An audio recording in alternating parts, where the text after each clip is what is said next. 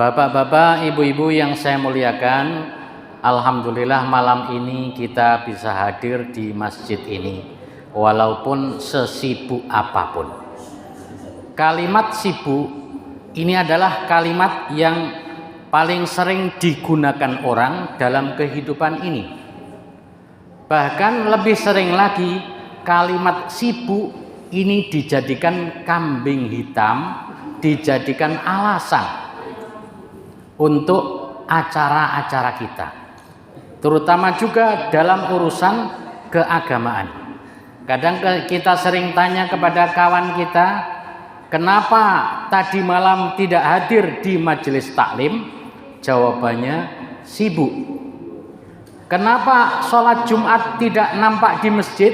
Jawabannya sibuk. Kenapa sholat jamaah juga jarang-jarang datang? Jawabannya sibuk. Kalau kita bicara tentang sibuk, siapa orangnya di dunia ini yang tidak sibuk? Semuanya sibuk. Persoalannya adalah kita yang bisa mengatur kesibukan atau kesibukan yang akan mengatur kita. Ini yang menjadi masalah. Maka tentang sibuk ini, bagaimana kita mengikuti pembagian waktu sebagaimana yang telah dicontohkan oleh baginda Nabi besar Muhammad sallallahu alaihi wasallam. Dalam satu riwayat, Sayyidatina Aisyah radhiyallahu anha menyampaikan bahwa Rasulullah sallallahu alaihi wasallam membagi waktunya itu menjadi 3 perkara. Yang pertama, waktunya adalah untuk Allah. Yang kedua, waktunya untuk tugas. Yang ketiga, waktu Nabi itu yaitu untuk keluarga. Bukankah kita sering terjadi kepincangan dalam hidup kita ini? Ada orang yang waktunya hanya untuk Allah saja, siang, malam, pagi, sore hanya untuk ibadah saja, sehingga tugasnya berantakan, keluarganya juga berantakan. Tentu itu bukan orang yang terbaik. Ada orang yang pikirannya hanya tugas saja, pagi udah sibuk dengan urusannya, di depan laptop, di belakang meja, di kebun, sampai tidur lagi kerjaannya tugas saja, sehingga haknya kepada Allah terlupakan, keluarganya juga tidak atau terabaikan. Itu juga bukan orang yang terbaik. Ada orang yang waktunya hanya untuk keluarga saja, ngumpul aja, yang penting ngobrol, dongengan, cerita, siang malam kerjaannya juga itu saja, mangan orang mangan, sing penting ngumpul. Lah ini kadang tentu itu juga bukan yang terbaik. Maka Rasulullah SAW membagi waktunya, yang pertama adalah untuk Allah. Ini pertama. Waktu untuk Allah Subhanahu wa taala artinya untuk ibadah, untuk hubungannya kepada Allah Subhanahu wa taala, untuk agama, dan itu sebenarnya bukan hasil ataupun yang untung Allah. Tapi waktu untuk Allah artinya nanti kita ibadah, kembali manfaatnya kepada diri kita sendiri. Rasulullah SAW adalah satu-satunya orang yang sudah dijamin ampun oleh Allah. Dosanya yang sudah lalu, dosanya yang belum dilakukan, itu waktu beliau masih ada sudah diampuni oleh Allah Subhanahu wa taala. Dalam surat Al-Fatih Allah Subhanahu wa taala berfirman, "Liyaghfira lakallahu ma taqaddama min dzambika wa ma ta'akhkhar." Wahai Rasul, dosamu yang telah lalu, dosamu yang belum dilakukan, kalau ada, sudah dijamin ampun oleh Allah Subhanahu wa taala. Tapi dijamin ampun seperti ini Bapak Ibu sekalian. Rasulullah bukan terus leha-leha, santai-santai. Dosa sudah diampuni saja, tenang saja. Bukan begitu, tapi Nabi SAW justru lebih kenceng.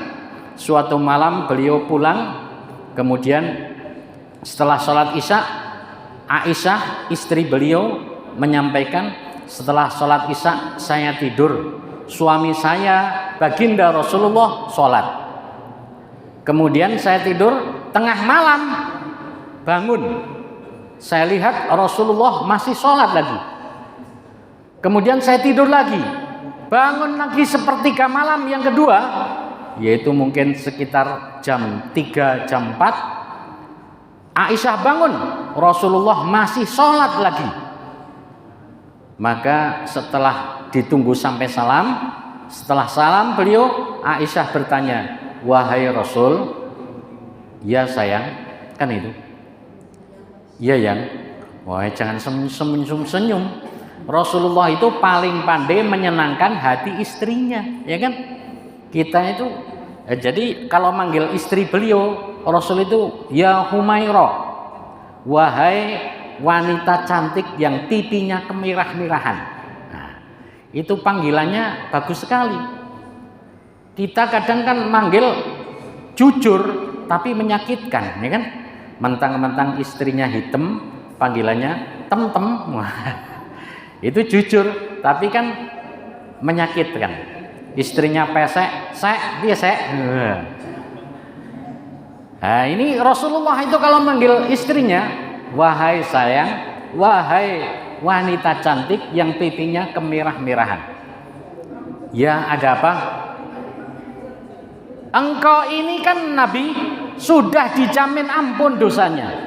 Yang setelah lalu dijamin ampun, yang belum dilakukan juga dijamin ampun. Kalau sudah dijamin ampun kok masih getol-getol nian ibadahnya, wahai Rasul, mbok santai-santai saja gitu loh. Ini pertanyaan istrinya. Mendengar pertanyaan itu Rasulullah SAW menjawab, wahai Aisyah, afala uhibbu an akuna abdan syakura. Apakah saya ini nggak seneng kalau saya ini mendapatkan gelar hamba yang pandai bersyukur? Sudah diampuni dosanya, malah makin kenceng, biar nanti menjadi hamba yang tahu diri, menjadi hamba yang bersyukur. Maka ibadahnya Rasulullah SAW sedemikian rupa, dari habis isya sampai mau subuh sholat saja. Ini hubungannya kepada Allah Subhanahu wa Ta'ala. Pernah juga suatu ketika Rasulullah sholat di masjid, sholat sunnah ini. Maka ada sahabat yang datang kemudian makmum kepada beliau. Maka pertama habis Fatihah Rasulullah membaca surat Al-Baqarah. Alif Lam Mim. Dikira sahabat ini mungkin nanti ini satu lembar udah rukuk. Terus saja. Loh kok terus saja ini? Oh mungkin sampai 1 juz ini Nabi mau rukuk. Ternyata 1 juz terus saja sampai mungkin surat Al-Baqarah nanti kan 2 juz lebih itu. Nanti mau rukuk ini. Ternyata gak rukuk-rukuk. Tambah surat Ali Imran. Terus saja. Sampai sahabat ini setelah surat Ali Imran surat An-Nisa. Terus.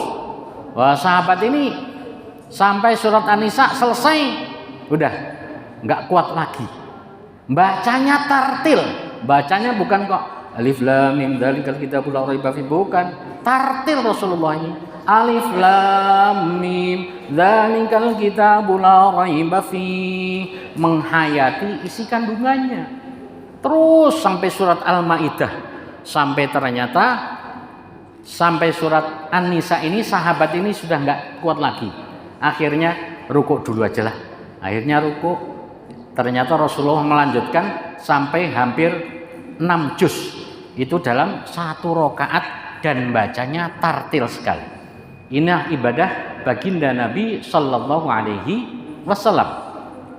Maka pantas Rasulullah Sallallahu Alaihi Wasallam dalam dakwahnya beliau begitu banyak rintangan, begitu banyak penghalang, akan tapi Allah Subhanahu wa Ta'ala menolong beliau. Kenapa? Karena hubungannya kepada Allah Subhanahu wa Ta'ala terjaga. Gini apa betul?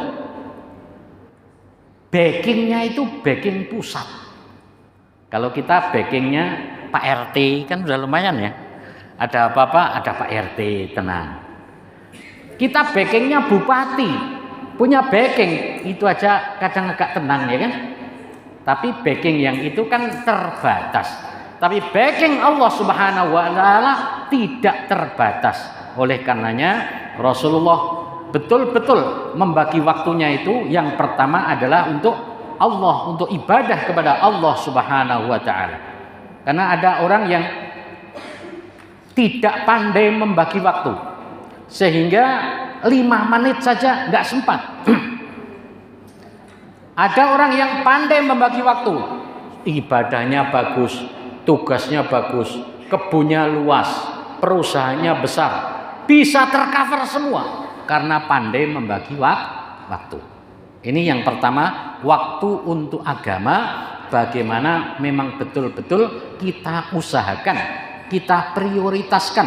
Kalau enggak kita buat program 5 menit aja kadang enggak ketuman waktu, Pak. Sholat itu kan paling-paling kita itu kalau sholat 5 menit udah lama ya. Sholat sunat nunggu imam itu aja kita sholat 1,5 menit selesai kok. Wah. Jadi 5 menit. Kadang 5 menit sholat itu lebih berat daripada 5 jam kita beres. Gitu mau betul? 5 menit sholat lebih berat daripada kita 5 jam nunggu toko gerak aktivitas. Ini kenapa? Karena tidak diprogram, karena tidak diusahakan. Nah, ini yang pertama, waktu untuk agama. Yang kedua, Rasulullah SAW membagi waktunya adalah untuk tugas. Tentu tugas beliau yang utama adalah dakwah. Nah, kita mencontoh Nabi SAW itu dalam hal pertama dakwah, kedua nanti juga sebagai penanggung jawab keluarga, tentunya mencari nafkah. Ini tugas Nabi SAW, dakwah beliau betul-betul dibuat, diprogram.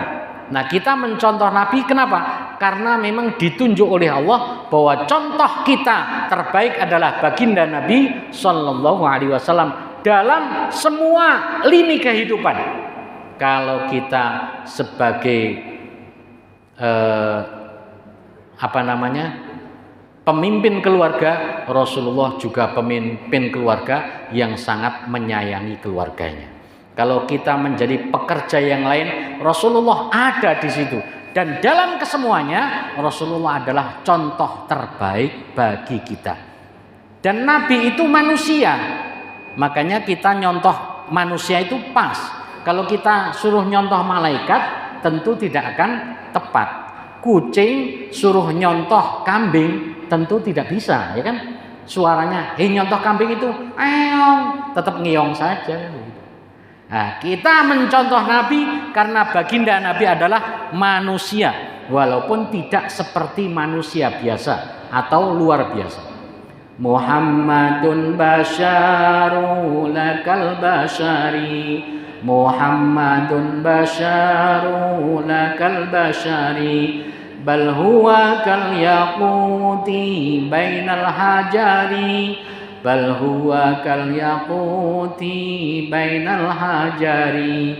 Kanjeng Nabi Muhammad iku manungso, Kanjeng Nabi Muhammad iku manungso, nanging ora kaya lumrahe manungso, nanging ora kaya lumrahe manungso.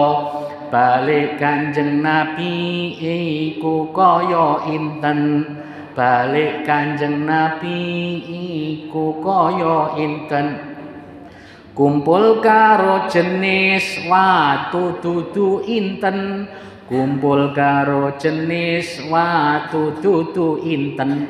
Jadi Nabi Muhammad itu manusia, tapi tidak seperti biasa manusia.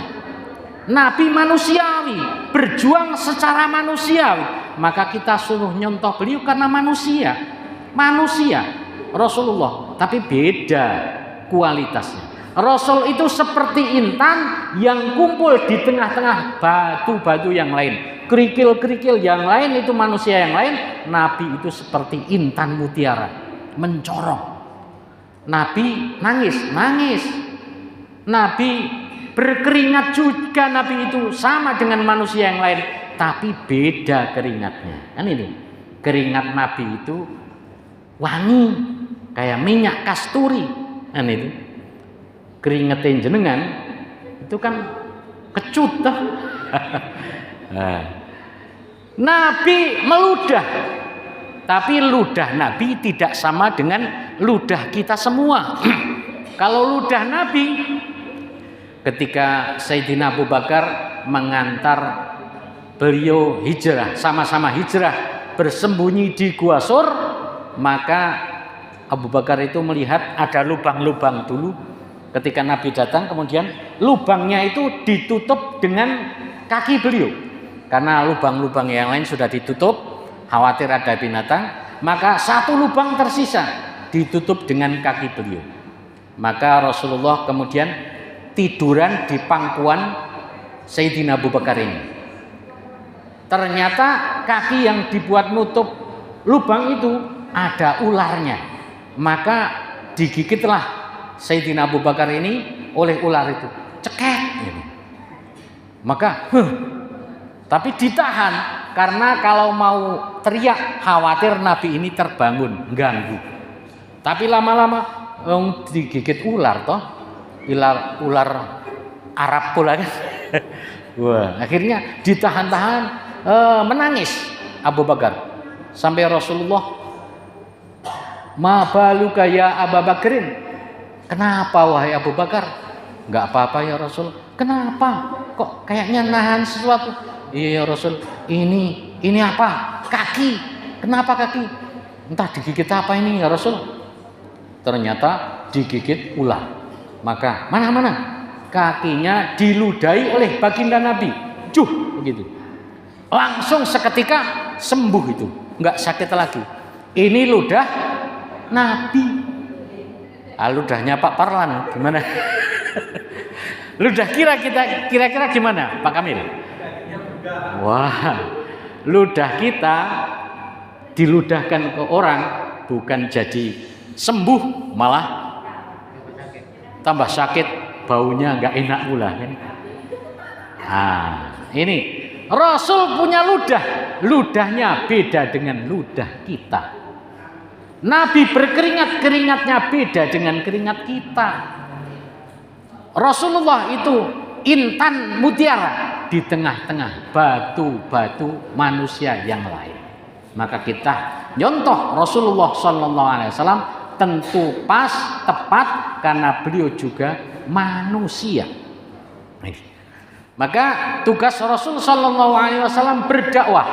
Dakwah beliau utama ini tugasnya luar biasa. Seandainya kaki Nabi itu kok berwarna merah, maka seluruh Mekah itu akan berwarna merah semua. Karena Rasul itu dari pintu ke pintu dakwah, datang pintu sana, pintu sini. Bahkan mengajak Abu Jahal itu kurang lebih 80 kali Nabi itu datang ke rumahnya. Ayo paman masuk Islam Pak Tuan. Maka ditolak. Besok datang lagi, ngajak lagi. Sampai segitunya Rasulullah mendatangi orang luar biasa. Dalam 3 tahun dakwah pertama, pengikutnya cuma 11 orang saja. Ini dalam 3 tahun pertama.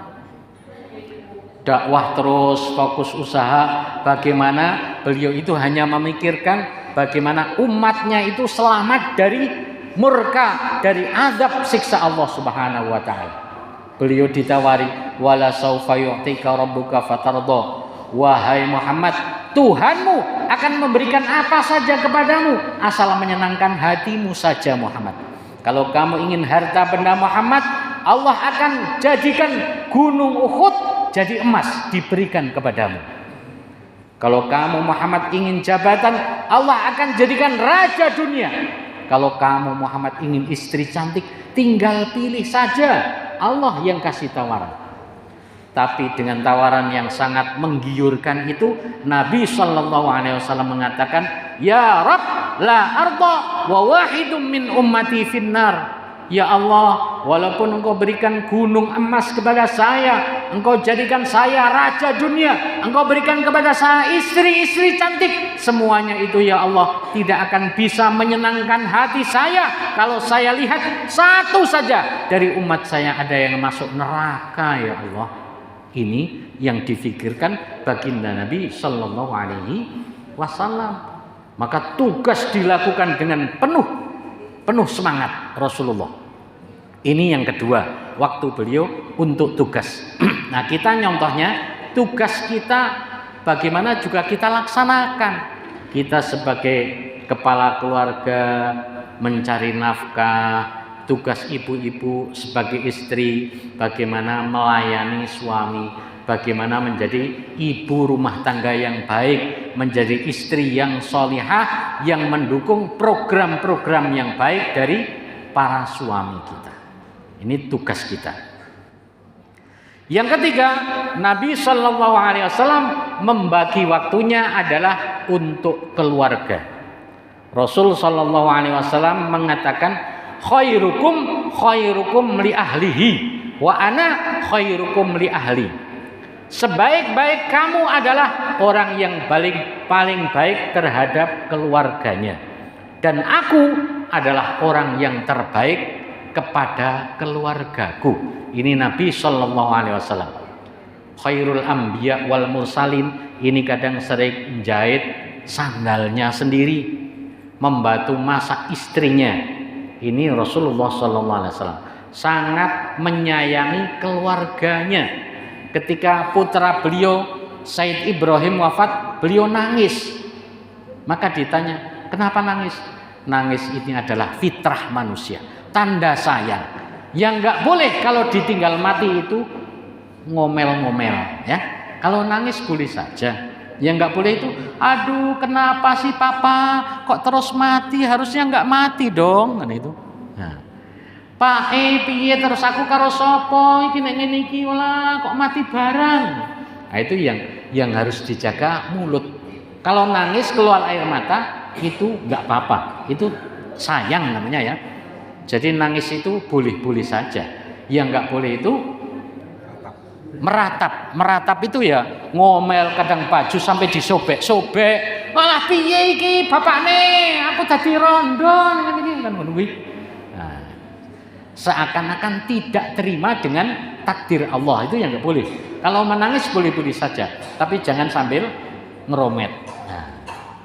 Nah, ini Rasulullah sangat mencintai keluarganya.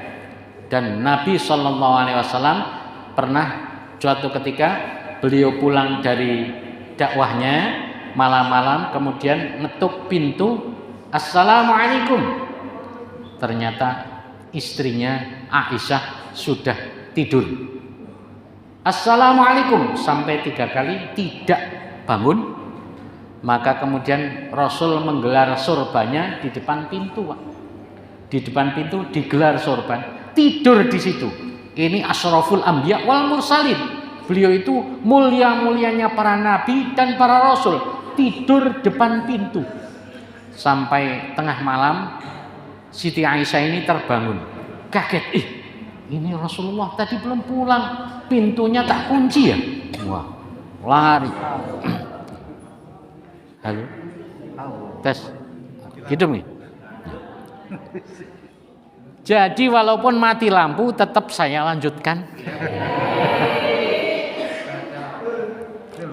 Ini di depan pintu Aisyah keluar, kemudian buka pintu kan bunyi klek klek klek. Rasulullah mendengar itu langsung bangun. Dan begitu dibuka, Aisyah, maafkan saya, tadi kemalaman saya ya. Wah. Sudah pula di depan pintu tidur, tidak dibukakan pintu waktu itu, kemudian begitu dibuka pintunya minta maaf duluan.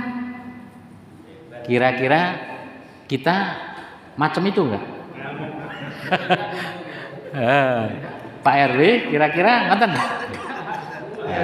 maafkan aku ya mak, aku kewengen mami ngobrol.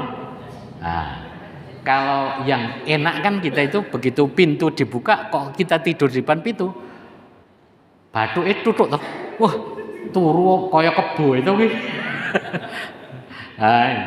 Tapi Rasul Sallallahu Alaihi Wasallam begitu indahnya, begitu pintu dibuka minta maaf duluan.